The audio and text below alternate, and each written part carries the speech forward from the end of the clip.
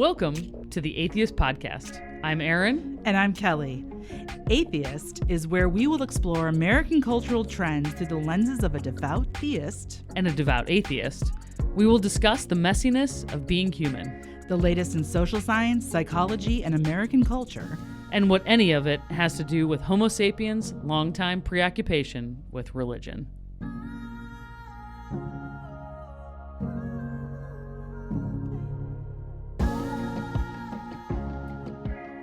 Hey, Erin. Hey, Kelley. How's it going? It's an exciting day. It's an exciting day. We got some pretty exciting news this past week. So we are starting our next theme, which is finitude, or the knowing that things will end. And there is a person, an author, that is the expert in finitude. He is New York Times bestseller, Oliver Burkeman, and he happens to be a hero of both of ours. Yes, we And- love it. and We love that book. He's going to be joining us on the next episode of the pod. So you will Yeah. definitely have to tune in and hear our conversation with Oliver. Yeah, we're super excited. You know, as a fledgling podcast to have somebody who's a New York Times bestseller, and specifically him because we just really relish that book. Yeah, I think I have maybe 5 copies of the book at my house right now. Like I read it, and it's a book that Kelley and I both have just recommended to so many people. We actually recommended it to each other. Yeah. And after I read it, I ordered like 6 more copies, and I just started handing them out to people. It was like, hey, I think you need to read this book. Hey, I think, Yeah. and the kinds of conversations that were sparked as a result of reading that book. I think I've told you this, but I have a friend who quit her job after she read the book. Yeah. She just, is at a point in her life where she's got 4 kids. She's been working at this, the same job for a long time. And it was a situation where her husband started the company, and she had a different job, which was like kind of a high powered job. But then the company started taking off and they needed more help. And so she moved over there to help, and, grown into this great business. But then she was kind of like, well, is this my dream? And I'm at a point where I could pursue it, that me stepping away, I could do it. And so she's like, that's what I'm going to do it. And so I asked her, cause I was like, wait, you're quitting? What's happening? And, or, taking a leave of absence, I think is what she's saying as of now. She might come back. We're not sure. But she's like, well, I read that book you gave me. What did you expect me to do? It's like, oh, okay. You showed me what was real. Yeah. Yeah. And so the book, if you haven't read this book, we encourage you to go get it or download it. I think you can also get it on your library apps and listen to it as you're, And he's got a great British accent. So if you're an audiobook person and you love a British accent, it's a good one. Yeah. For sure. Yeah. It's funny. Like, I loved listening to it this time because I listened to it again, or I'd read it the first time and I listened and I was like, oh, such personality. It's great. Yeah. But the idea being, he talks about so much in the book, but the basic premise that he starts with, the thesis, is that in the title, 4,000 weeks is the average lifespan. 80 years of human life is 4,000. 4,000 weeks. And I remember when I first I learned about him, I listened to an interview, Krista Tippett on Being, and I was fascinated and got the book right away. And then I started walking around and just asking people, how many weeks do you think that we live? Yeah. And I asked a teenager and they were like 124,000. And I was like, try again. But then I asked somebody who was like 64, I was like, okay, you've lived. I'm like, without doing the math in your head, how many weeks? And I think he still said like 32,000. Yeah. So we have no concept of like how short our lives are. Yeah.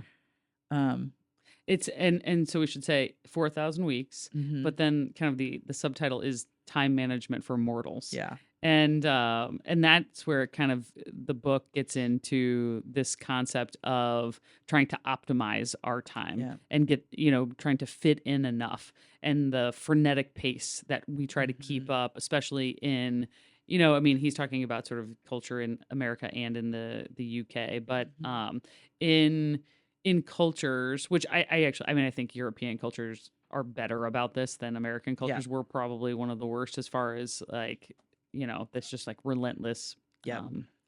grinding. Yeah. But it's definitely a byproduct of capitalism, but it's also a byproduct of just our values. Yeah. And as a culture. Yeah, and he outlines, and I think this is really interesting, that in terms of the Protestant work ethic and the theologian John Calvin, who is Calvinism is alive and well in America, and that idea of basically of the elect, of certain people are chosen by God to be, saved, and others are not.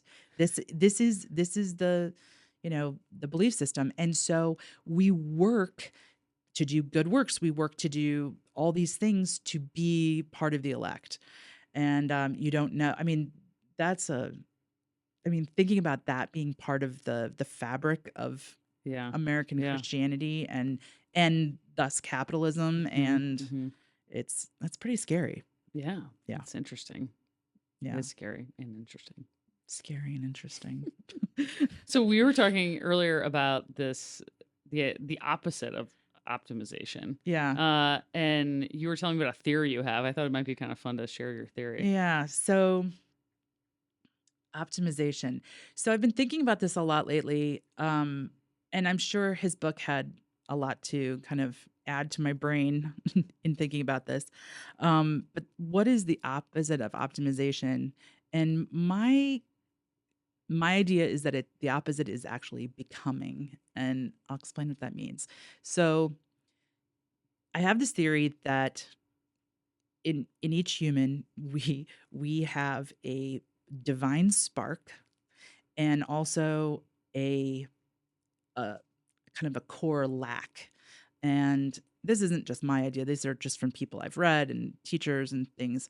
I didn't come up with this, but so a divine spark and a core lack, and that those two things kind of juxtaposed together creates this passion. And the original sense of the word passion is suffering, right? Yeah. So even the fact that term passion has turned into, right, this kind of like a frenetic excitement, right? Kind of speaks to our culture also. But a passion originally means suffering. So this divine spark and this lack form this suffering, which creates this longing in everybody, this existential longing for something, for meaning, for purpose, for whatever.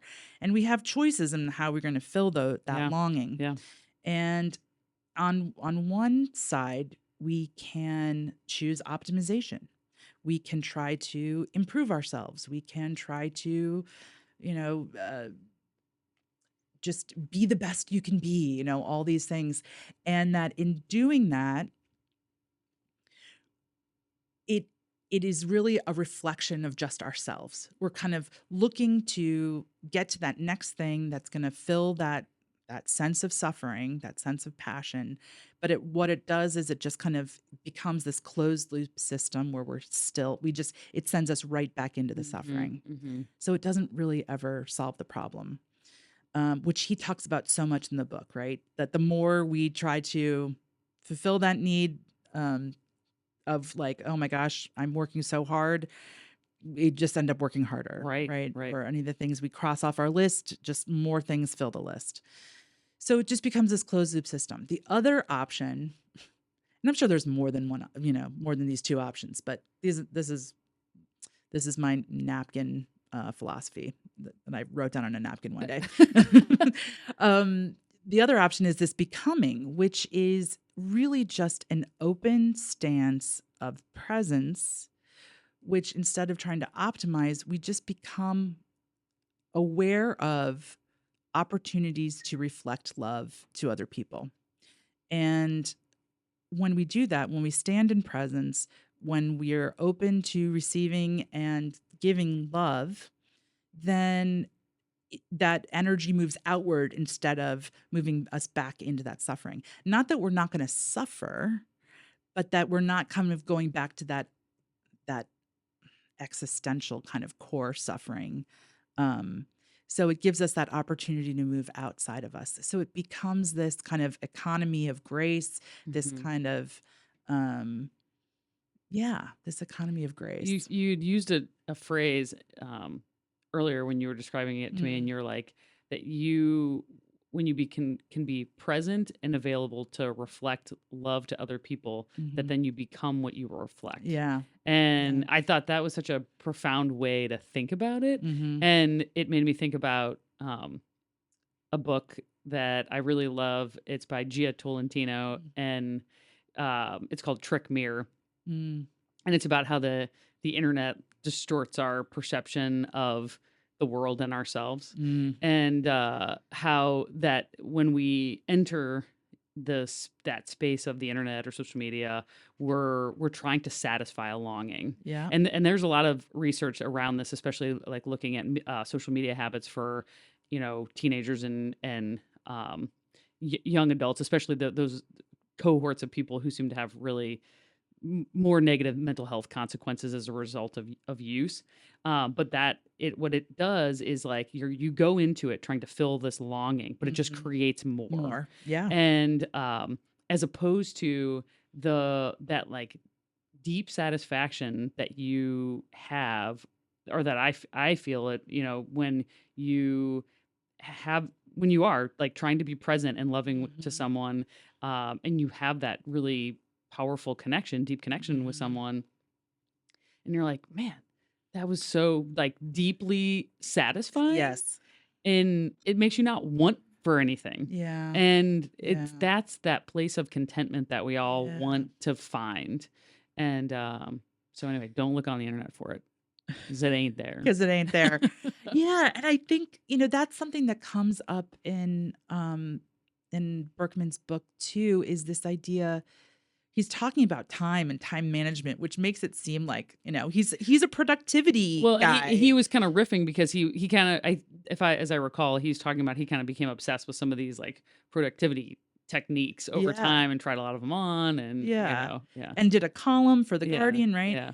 But he talks so much about kind of the role of relationship and intimacy, and when we are in this kind of search for and hunt for like the best way to optimize, to use our time, we tend to then not be present for relationships. Yeah. Because you can't optimize a friendship, right? Yeah. You can't. Those are just things that. Well, if you're trying to squeeze like more in, you're always going to be like pulled away, I think on some deep level, like, and that's one of my favorite things about the book is when he talks about the joy of missing out rather than the fear of missing out, FOMO, right? Is that the fact that you have this limited amount of time and that you are choosing how to spend that time is what makes it valuable. Yes. And that's what bestows meaning. Yep. And I thought as soon as I read it, I'm like, that is the right way to think right about answer. Yeah, it is the right answer. The other thing I was thinking about, and this is when we're talking about longing, and the book Bittersweet, Susan Cain's book Bittersweet, which book. is definitely about longing and how we find joy or meaning in life through the paradoxes of life.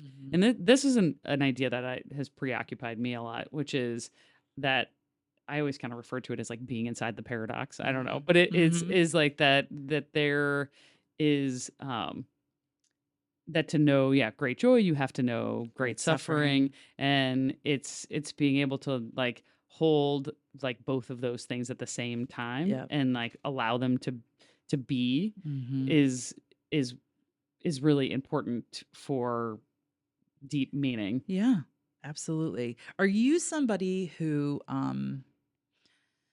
like, could you ever live in a climate that's like 75 year round? Oh, because then you're like, I don't know if it's nice or not anymore. Right. Because you're just constantly in it. I do like I don't know. I mean, I could probably get used to it. We lived on Oahu for a month. And I would do that again. I would definitely do that again. And it was basically, it was a little warmer than that, but it was basically perfect every single day. And we just hiked a ton and sat next to the ocean. And I was just like, this is amazing. This is amazing. I mean, I would like to think that I could do that I would love it because who wouldn't? Yeah. But for some reason, I just know this about myself that, like I need to know it needs to be really cold so that I appreciate the warmth, and it needs to be really hot so I appreciate it when it gets cool. And I don't know. Even like this summer, I'm off for the summer, so I have like more time, and I find it impossible to like work on my writing when I have more time. Like when you're more crunch for time. When I'm more crunch for time, or when I have more things that I like more things to do that are like, oh, I got to do this. Then I'm like, oh, but no, now I can carve out some time to write. Yeah. And so if all my time is just like, oh, I could do whatever I want, then you become writing sort of less focused. Writing goes down the list. Yep. So yeah, it's interesting. I love all the seasons. There's not, I really do. And that's one of the things I do love about living in St. Louis is that you get to have all the seasons. And typically they're not, it's pretty hot and humid here today, but typically none of them are like the winters and the summers are not terribly brutal. So it's a great place. Yeah. You guys should come live in St. Louis. Summers, I don't know. Yeah. I don't think we've had a pretty good summer. It's been a pretty good summer. Yeah. Okay. I will give you that. So, can I give you a little story about a little Jesus story? Yeah.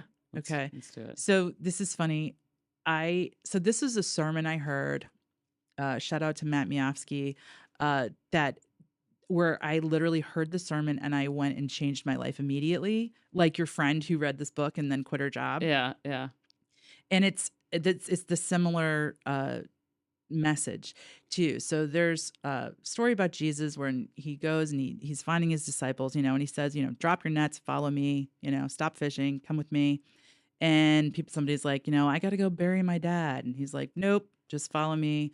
I got to say goodbye to my family. Nope, just follow me.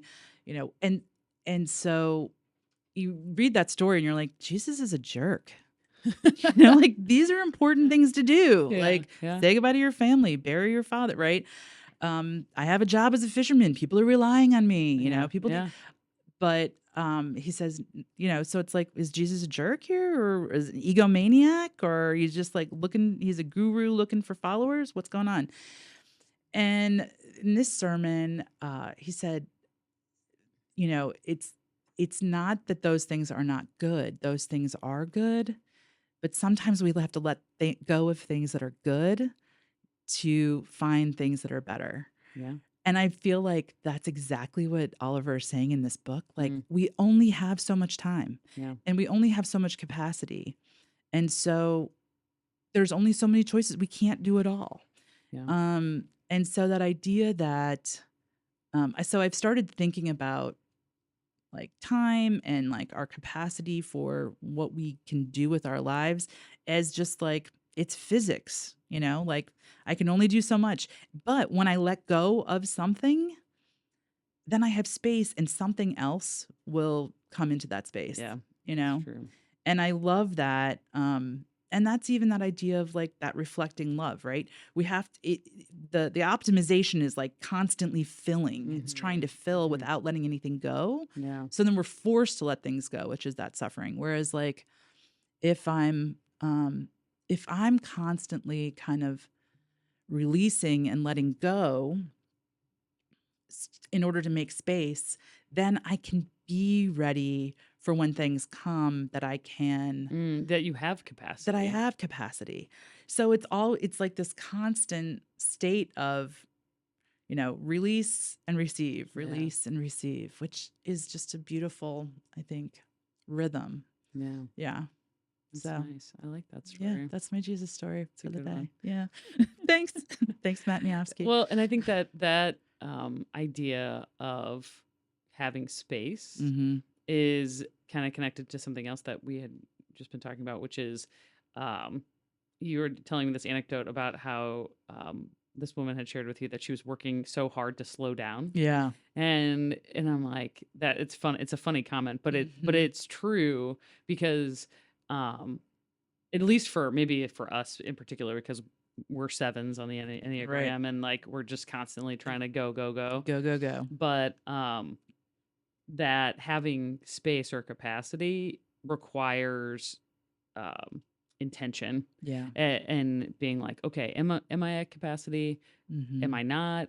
Like, where is that sweet spot? And so that you have to check in with yourself to know where are you in that bandwidth. Yeah. Yeah. You were also saying earlier about, we were talking about the idea of time and patience, and that you have a different capacity for time with your daughter now than you did when the boys were little. Yeah. So in the book, he is talking about deep time, and just, letting things take however long they take, because some things just take a lot of time. Yeah. And one of those things he talked about was like a toddler is an exercise in that things just take how long they take. Yep. And Elaine, she's going to be 3 on Sunday, and she's definitely in super independent mode. Yeah. And really wants to dress herself and buckle herself in her car seat and those sorts of things. And and she's also like, she's the most kinesthetically aware kid I've ever seen in my life. She is so. Yeah, she's going to be a good little athlete. Oh my gosh. I'm excited to see that. Yeah. So of course she wants to buckle her seatbelt and put on her shoes. And Yep. Me do it. And when the boys were little, I mean, all kids go through that phase, right? They're trying to assert their independence and the me do it. And I just remember feeling so much more like anxious, when they were little. And I don't know if it's just that I've gotten older and you just maybe you chill out a little bit more as you get older, or maybe I'm just a more zen person now at this stage of my life. But it doesn't, you're like, oh, this is going to take a while, but you're just trying to, it doesn't like ruffle my feathers kind of in the same way anymore. Well, and that is the capacity for discomfort, right? Mm-hmm. So he talks about like anxiety as being like, I'm not comfortable with being uncomfortable. Yeah. So I would rather be anxious than sit in this time that just feels awkward, or like I should be doing something else, or And that's actually that's a good way to put it, because I do find myself feeling much more content in that, in those kinds of, where it's just like, okay, we're just gonna be sitting here and not feeling as much that I need to go. Well, and you've disconnected so much from social media. Do you think that has had an impact? I think it probably has had a tremendous impact in just like literally how much time I have. Yeah. Because most people, and I don't know how much time I was spending on social media. I assume it was probably quite a bit less than most people, but I mean, the statistics are pretty staggering. Like some people, I mean, I think the average is like 2.5 hours a day. Yeah. That's a lot of time. That's a lot of time. I mean, think about, somebody do the math. If it's 2.5 hours a day, like how many of your weeks are you spending on social media in this trick mirror, right? That makes you feel like a worst version of yourself, or like distorts your view of the world or other people. Oh, also, did you know that if there's a study that you actually like your friend, you like your friends less that are on social media? Really? Yes. What? Like if you're on social media and you're like looking at other people's social media channels, you because actually you get like resentful, them. Like you're resentful of them, I or something. I guess on some sort of deep jealousy. Level. I'll have to dig it up, but I remember reading that. It probably does not spur the best of human qualities. Yeah. So anyway, I was like, well, I'd like to like my friends more, I guess. So maybe I shouldn't see what they're up to. Yeah, but that makes sense, actually. Yeah. So anyway, but you're like, why did she post that? Yeah. How dumb. I know. And then it's I don't know, it's just so whatever. It's so whatever. It is crazy. But yeah, 2.5 hours a day. And then you start going, okay, well, what could I do with 2.5 hours a day? I guess I could read more, I could write more, I could go running, I could hang out with my wife, I could hang out with my kids. Like there's just so I could just much. literally be here. Be still. I could just be still and like look out my window. Yeah. Gaze. Drink some coffee, watch the dog run. I mean, I don't take more walks, you know. Yeah. Just notice things. What was I going to tell you? Oh, this idea of patience. He talks about.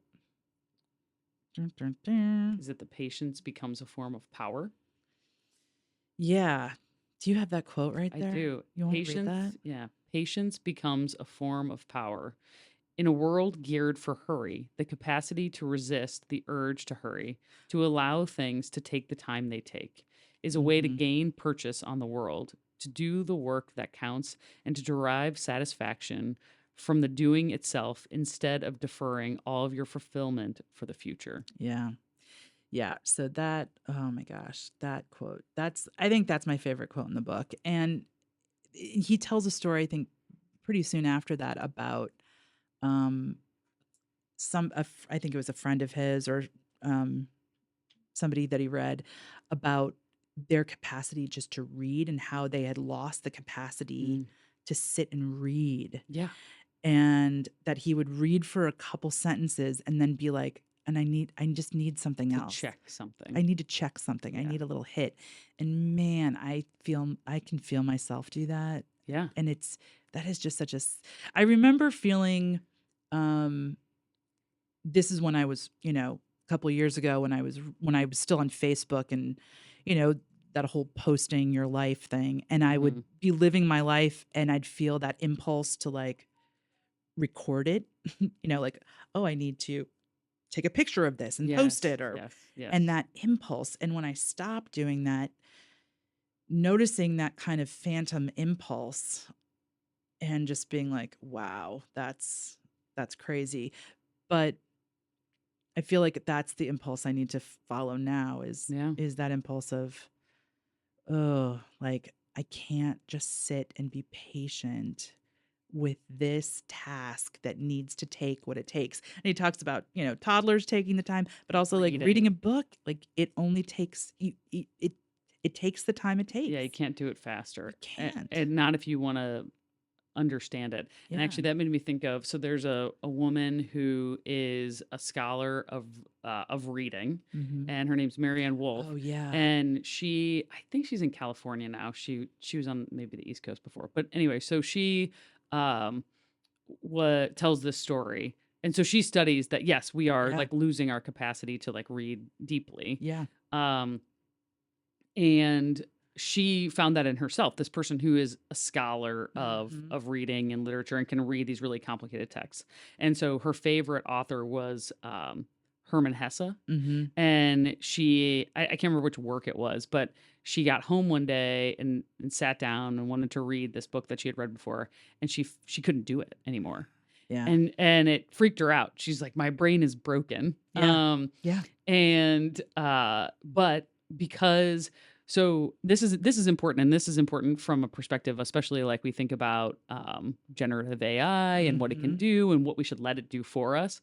So language is innate, meaning that you come into the world already with your brain designed to learn how to acquire language. Yeah. Like you don't actually have to have anyone teach you that. Like sit down in a formal way. Reading and writing is not innate. It's a neural network, meaning it's like a muscle. So you either strengthen it or you weaken it if you use it. Yeah. And so in her situation, right, her neural network for reading these really complicated texts had started to deteriorate because she was spending more time on quick information, which is how most of us spend our time, is like, immersed in quick bites of information. Twitter, microblogging, threads. Yeah. Email, like all of it, right? Yeah. But it's so she was like, okay, I have to. So I think it took her 6 weeks or something, but she came home every day and just sat down until it came back. Mm-hmm. And then she was like, I could do it again. So she had to be intentional. She had to retrain her brain to do it. Yeah. Yeah. So when we use ChatGPT to write an essay for us, right, like we're not strengthening those skills of, okay, how do I construct something that's coherent and logical, and what points are most important? How should I organize this information? You're like you're deferring that to something else, and I think that's kind of scary for people's critical thinking skills. Yeah. For sure. But now we're going to get off a little bit of the 4,000 weeks, and I'm just going to throw this out there. Okay. As a nugget for us to chew on. Okay. A chicken nugget to chew on. For seed planting, I'm mixing all the metaphors for another, because we're going to do a conversation about AI. Yeah. But I listened to a podcast with Neil deGrasse Tyson and Ilia Delio, who Ilia Delio is a nun who is brilliant scientist, and obviously Tyson is amazing. And they're talking about evolution, and they're talking about AI and technology as an evolutionary process. So when we look at technology that animals and other creatures, non-human creatures, use, like beaver dams are a technology for beavers. Mm-hmm. Clamshells are a technology for clams. So they've evolved to create these technologies, right? Yeah. And we wouldn't necessarily look at a clam and separate the technology of the shell from the clam itself, right? We look at it as a whole. So their argument is, these phones and AI, like that, we've had AI forever, like we have AI when we, oh yeah, we use it every single day. And our Netflix is telling us what they think we should watch. Right. I mean, we've been using it. We've done, we've for all these different things. But it is the shell for our clam. And how now does that make us as the clam softer and more fragile because it's going to take away something from us? Yeah. And or do we kind of buy into it as just this is the next evolutionary phase of human existence? And do we become someone's dinner? Do we become someone's dinner because we can't read or write anymore? Or do we figure out how to use it as a tool so that, again, maybe in this whole, theory of capacity, maybe that's just something we don't need the capacity for that anymore, and something else comes in, and now we can teleport or something. Be like RoboCops or something. Yeah, we become like superhuman. I don't know. I mean, reading and writing take up a lot of space in the human creature. So I'm not I arguing for this, but I don't know that they take up as much time in the human creature as we would like them to. Yes, right. I think there are other things. Or believe. And certainly if we're outsourcing reading and writing, and we're filling it with, microblogs and, kitty cat videos, then I don't think this is, this doesn't meet Burkeman's litmus test of, does this diminish me or, make me bigger? Yeah. I think it definitely is diminishing. Yeah. I mean, I think there's always like, I don't know. I mean, I guess in a world that's trying to be generous, or like a view that's trying to be generous towards technology and AI, or like what it has the capacity to do. I mean, I don't know, but I was going to say, like, humans are so biased and kind of egotistical and selfish and narcissistic. Like maybe it's like, okay, if we could have like some mediator that's a little bit more neutral. Yes. But the problem is like it's embodied. The AI is just embodied with the information that we're giving it, which is also probably like riddled with all that Yes. same stuff. Well, I don't know. Yeah, no, I think that's a really good point. Like the clam is not a and I'm going to use some Calvinist language here, but is not a fallen creature, right? Like we are. I'm not saying that humans are fallen creatures, but I mean, we definitely have the tendency for. There's not like an Adam and Eve of clams. No. I don't know. There might maybe in some mythological clam world, clam universe.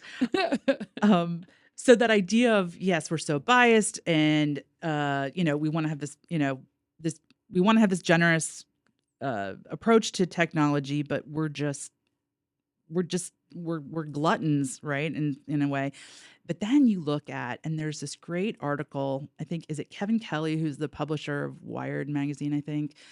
He wrote this article about the Amish and the way that the Amish adopt technology, which is fascinating. So they don't actually eschew technology the way we think they do. I mean, they do, but not all technology. So what they'll do is they'll have somebody that is assigned in the community to use, they'll talk as a community and be like, we need to figure out iPhones. Like, is this something that we want to use, or, smartphones? And so they'll give one person in the community an iPhone, and that person will use it, and they'll kind of watch the behavior of that person. That person will take notice. They're so intentional.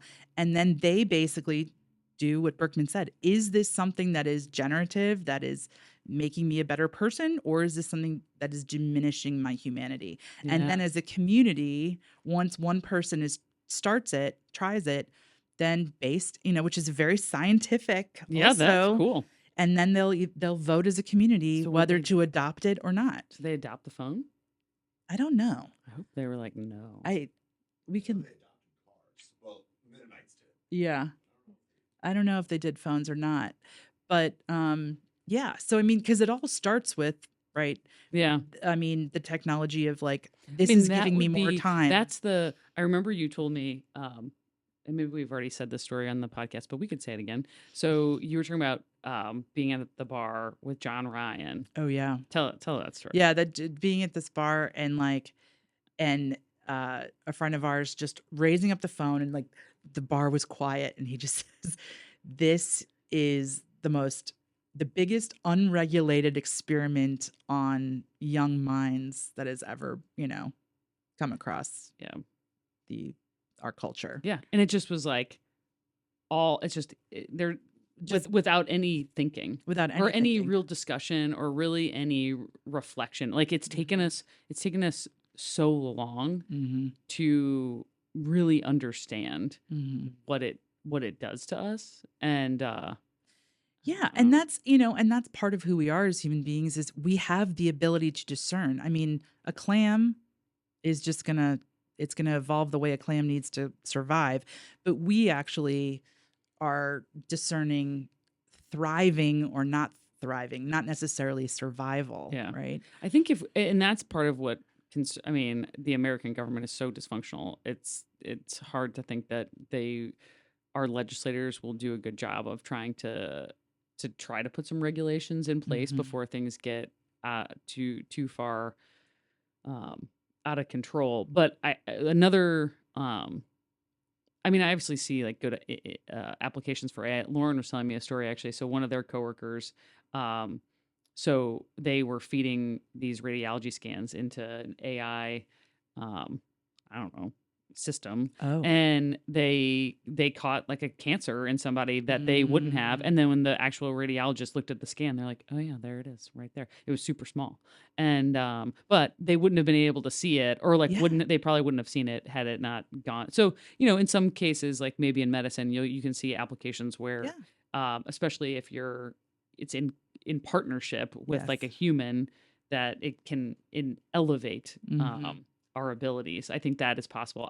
My biggest concern is probably like in the immediate is just the amount of very realistic disinformation that is going to be developed as a result. Like this next election cycle is going to be bonkers, I think, with this just fake stuff. Yeah. So us humans are going to have to really, I mean, when you think about all the bots that have been all over everything, yeah, like, and I mean, I think people that, I don't know, I would think that people who spend a lot of time on social media can recognize those bots, but I don't know, man. But people who just kind of jump in once in a while, definitely can't. And oh man, it's gonna be trouble. It's gonna be trouble. I'm moving to Barcelona. Barcelona. The other thing I wonder about, this is the Generations book, which I've talked about before. Yeah. So her big thesis is the technology increases individualism and it creates a slower life strategy. So I wonder, a slower life strategy. Yes. What does that mean? So what it means is in environments where you're much more likely to die, you move through like life faster. Your life, like these big goals, these milestones, right? People have, so if you like right now, if you go to like an Aboriginal tribe where they don't have any influences with technology, they're going to live their lives in a very similar manner that like kind of hunter gatherers did, right? So and even like more like what we did maybe 150 years ago. You have kids younger, you get married young, you have kids young, and you have a whole bunch because like 1 out of 6 is going to die, and you're only going to live to be so long, and you need to make sure that your kids are adults before you die. So everything gets, and if your economic prosperity is connected to like farm labor, you need people to work on the farm. Sure. So you need more just like people around to support what is economically viable. Yeah. So, but in our culture that's been transformed by technology, everything slows down. So, okay, in order to be economically viable, you have to go to college. Well, if you're married and you have kids, like that's probably not like the best strategy for getting through college, right? So it's better now to delay those things. Okay. And then also because you're going to probably like live maybe to your 80s as opposed to you're going to die when you're like 60. And what the finding is actually that like a 40-year-old today versus like a 40-year-old, I think it was like 50 years ago, is biologically 3 years younger. Really? Because so much of what the technology is actually is making us younger. So I mean, I like that. Yeah, it's pretty good. It's like these serums that I put on myself. No, just like we have better like food, nutrition. I mean, Americans are maybe not the healthiest, but in theory, right? Yeah. We have the tools at our disposal to live longer, and we don't do labor that is as dangerous anymore. Yeah. So there's just a lot of things that sort of contribute to that just tremendous shift in longevity in the last 100 years of human life. And it's really transformed the way that we kind of approach and think about time. Yeah. Amazing. Yeah, it's pretty cool. It's pretty interesting. It I mean, it's something I've noticed, but like it's cool to have like put a name to it. Yeah. But the individualism piece is something that I'm still kind of wrestling with, because I sort of think that it's not necessarily, I think it's probably more potent in America than in other places, just because we are already so individualistic as a society. But part of me is like, how is that connected to the social media question? Or just like, and maybe it's not social media so much as like the rates of depression and anxiety, like that those things are going up as we become more, like our culture becomes more individualistic. And I don't know. Did you listen to that podcast with Ezra Klein and he had this historian on, and I have to find it. We'll put it in the show notes, or we'll edit this out. But he was talking about the difference in cultures with American culture and even European culture, a lot of European cultures, or in Asian culture specifically too, that like when you go for a job interview, we look at like, what is your experience? What is your job? Blah, blah, blah, blah. And what some of these cultures will do is say, I am a father.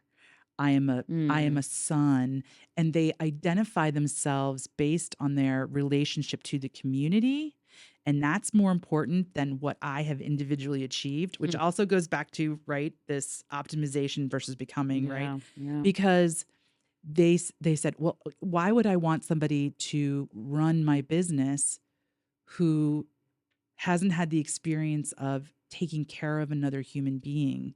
Because that, or shown the loyalty of a son, to take care of a parent, you know what I mean? That there's intrinsically skills and qualities that we have when we live in community and in systems of family structures that are beneficial, and we don't value those in America. Yeah, we don't. Yeah. I think it's something like 88% of working people in America feel like they work for a company or an organization that doesn't care about them. Yeah. And so that's a big part of the, Barry Waymiller, there's a company here in St. Louis. They started like a whole educational institute trying to sort of impart that what it sounds like, this sort of European style of leadership, which is that you can have humanity in how you approach work, right? And anyway, it's like we should well, the other statistic that I thought was interesting is that your the person you directly report to has more impact on your physical and mental well-being than your doctor. Wow. But of course it does, Wow. But if you're a manager, you're not necessarily thinking about, hey, the people that work for me, I actually am affecting their physical and mental well-being, and how important it would be to recognize that in the way that you would approach work and the people that you work with, and to look at it as people that you have the opportunity and responsibility to care for. Yeah. Can we put that on like every billboard in America? I mean, that's huge. Yeah. That's so huge. And going back to the Burkeman book, the chapter on synchronicity, and which is similar to Dr. Keltner's the collective effervescence, right? He talks about how we gain a sense of connectedness and a feeling of, I think he describes it as even bigness. We have a cosmic smallness, but when we're connected to other people, we feel bigger. Yeah. And that part of, what is happening right now in society, particularly with people kind of working from home and this kind of digital nomad society and everything, one of the effects is we've kind of desynchronized our lives. And that he talks about how people are actually happier, feel more connected, even when they're taking vacation at the same time, even if they're not going on vacation together. I remember that. Yeah. But even retired people who are not in the workforce, they tend to be happier on the weekends. Yeah. Yeah. Just because they have more access to other people. Yeah. And he tells this whole story about in the USSR when they had I forget who it was that they created this system to keep their factories open all the time. So people were put in these different categories like red, blue, green, and you had one day off, and that day off changed based on what group you were in. And so people could be in families, like your partner could have a different day off. Oh, so you were never So you'd have a day off, but you didn't have anybody to go hang out with or do anything with. And he's like, we have kind of created that desynchronized system for ourselves. And yeah. That was very interesting. Yeah, that's an interesting story. That sounds horrible. Horrible. And I guess it ended like in the 40s because trying to keep the machines on all the time didn't leave much room for the machines to get fixed. Yeah, So there's like a similar version of that happening in China now, where you work all the time and then you get like a day off and you spend most of the time traveling home, and then you're there for like a couple hours and then you go back. Oh. Yeah, it's pretty brutal. Yeah.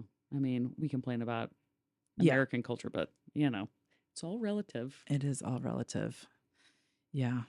Yeah. And I'm interested in in asking him if he has done any studies around this kind of relationship with time in other cultures and what that might look like, because this is definitely, a book about kind of Western culture, I feel like. Yeah. Yeah. What can we learn from some of the practices around the world? I mean, he references a lot of Buddhist wisdom and philosophy, which is not necessarily not Western, but but like, is that actually embedded in? Yeah, I think if I had to pick a practice, it would definitely be Buddhism for sure. And I recall. Now, I don't know if I've told the story or not, but when I was in high school, did I tell the story? Yeah. So when I was in high school, we're going to become like those old people just repeating stories. And if you are an avid listener to this podcast, you're probably going to hear our stories more than once. And just, bear with us. So I was a senior in high school. We had this world religions class. Oh. And it was the first time that I had a lot of more exposure to just like the different philosophies and belief systems from people around the world. And we read Siddhartha, and we, had this unit on Buddhism, and I was like, oh my God, this is so much better. And then Catholicism. And I remember there was kind of I wasn't the only one that kind of had this like, epiphany, hey, there's other options out here. Yeah. And there's a whisper campaign for all of you to stop going to CCD. So then there were the parents were like, we have to get rid of this class.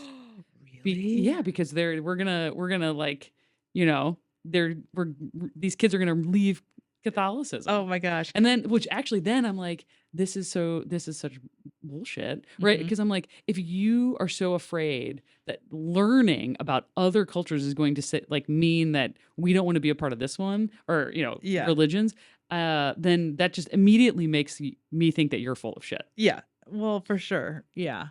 And that your religion is pretty small if it can't withstand some like critical analysis. Yeah. And and I'll tell you what, there's a lot of Jewish people who are Buddhists. There's a lot of Catholics who are also Buddhists. Yeah. When I went to a Sangha for a time, probably about a year, and I would say probably 80% of the people that went to that Sangha were also pretty devout Catholics. So there's a little intermixing there. There's a little interfaith stuff happening. Yeah. I also found when I started kind of researching and digging into Buddhism, it also, I had these epiphanies where I'd be like, oh, that's what Jesus meant. Like, oh, that makes so much more sense now. Yeah, it's all these different philosophies that a lot of them are articulating the same ideas, but they just describe it in a different way. And that's one of the wonderful, magical things about life is like when someone turns a phrase or says something in just a very specific way that you haven't heard it, and the way it lands is different. You're like, oh. Now I see something that I couldn't see before just because of the way that was described. That somehow I knew, but I couldn't, articulate. And I think, at the most fundamental of all religions, and I mean fundamental, like fundamentalist, the most dogmatic, I think they all kind of, they probably all look alike, but in a fundamentalist way. But they're very different. But when you get to those kind of more mythic levels of all the different religions, I think they all look very similar. Yeah. And that's what we call like the perennial tradition, the tradition that kind of moves from that is congruous with all the traditions. And that's one of the things I like about Burkeman is, I was telling you this earlier, like I was so curious when I would listen to interviews with him and read this book, and he'd be quoting like spiritual teachers that I thought were like, that I adore, and I was like, what does this guy believe? What does this guy believe? What does he think? What is he like? What kind of system does he ascribe to? And I was so curious, and I just know it doesn't matter. But I think when you are kind of, and I think that's what he's doing, is he's aiming for this really profound, truth that transcends, belief in systems. And it's just true. It's just real. Yeah. And he does it in a work that is brief. And it's a short book, and it's so powerful in what it contains. So if you have not yet read 4,000 Weeks, and I think it's just about to be released as a paperback. Oh, good. I think I just read that in his newsletter. Okay. So, you can get an even less expensive version. Yeah. You can get one and roll it up and put it in your back pocket. Yeah. Get one for a friend. And definitely join us for the next episode of A Theist, where we will be interviewing New York Times bestselling author Oliver Burkeman. So exciting. Yeah.